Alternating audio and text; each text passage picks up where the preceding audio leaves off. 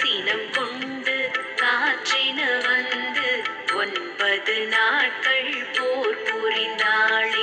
10ஆம் நாளில் அசுரனை வென்று ஜெயக்கொடி ஏந்தி வலம் வந்தாளே.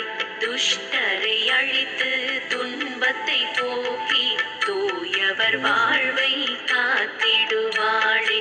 சக்தியின் மகிமை சகலரும் அறிய பக்தியினாலதை கொண்டாடிடுவோம். 9 நாளும் நவராத்திரியாம் ஒப்பில்லாத திருவிழாவாகும்.